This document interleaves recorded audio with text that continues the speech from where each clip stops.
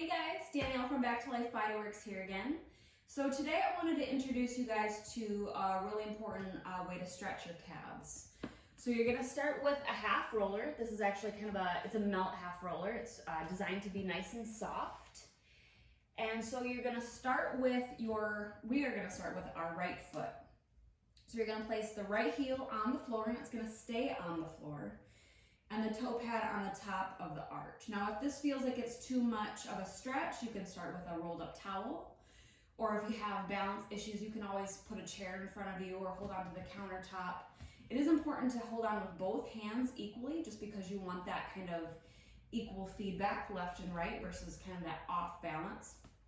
Sounds nitpicky, but it matters, I promise. So there's also a couple things that you want to be aware of just in starting this position. You want your hips to be in kind of a square line. You don't want one to hike up in relation to the other.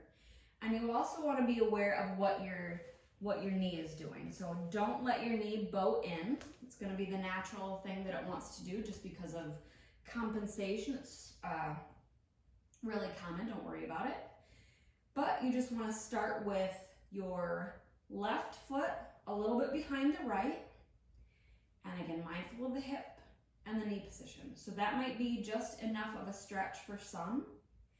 If it feels like you could go for a little bit more, we can work into kind of a neutral step. And what we're doing is gradually over time, I'm talking months, not from now until 5 minutes from now, we're working toward a positive step.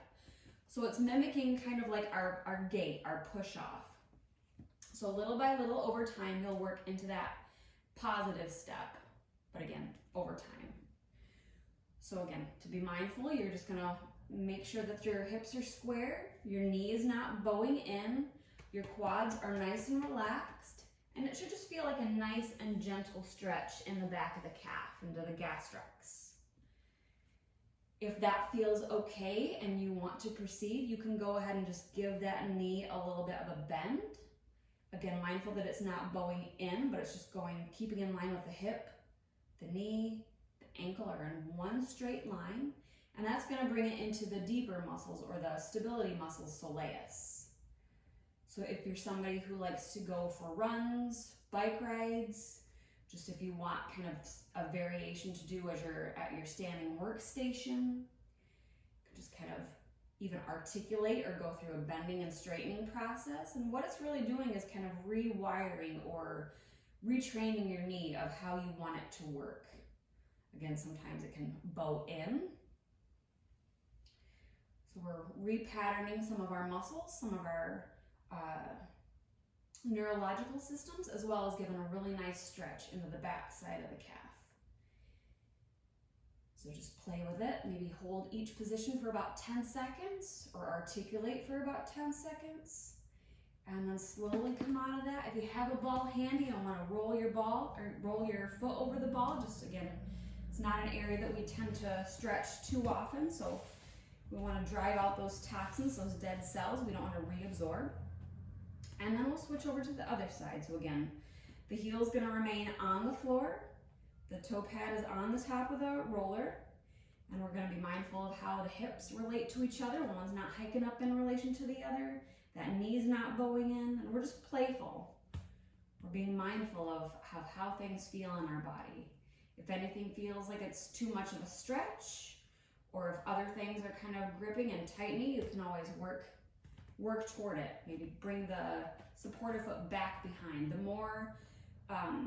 The further back it is, the more gentle and passive it is, the more forward. Again, we're working toward that. Even I haven't made it towards that huge kind of gait range of motion. And again, just hold wherever you feel comfortable. It might be in that further back position.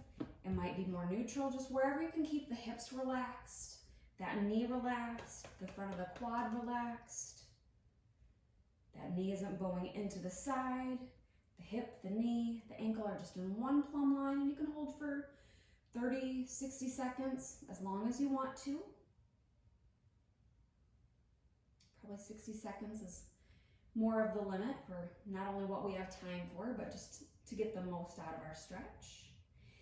And then again, if that feels okay and comfortable for you, you can just bend that knee a little bit. Again, mindful that the hip, the knee, the ankle are in one straight line. You're not letting that knee bow in. Again, that's bringing it into the more deep tissue, the soleus of the calf. Very important stabilizing muscle of the lower leg. Important for kind of neurological feedback, getting accurate movement from our body. And also just for the health of our ankle, our knee, our lower back. And then if you want to go through articulation of just bending and straightening that knee, again, mindful that the knee, the hip, the ankle are in one straight line. Kind of retraining how we want that movement pattern to be versus just relying on that old standard compensation pattern. The more we work to bring awareness to our movement, the better off we are, the more resilient we are in our movement, the better results we get from exercise, the less likely we are to have injuries and slips and falls. And then just come back into that slight bent knee position. Nice deep breath. And slowly but surely come out of that. And again, if you have a ball and you want to just run your foot over the ball, just that kind of little friction that we did at the end of the foot treatment the other day, it just really helps to drive out those stagnant fluids, dead cells, toxins, so we don't reabsorb them. So I hope that's helpful for you. If you have any questions, by all means, reach out to me. I'm happy to help. And until next time, see you guys later.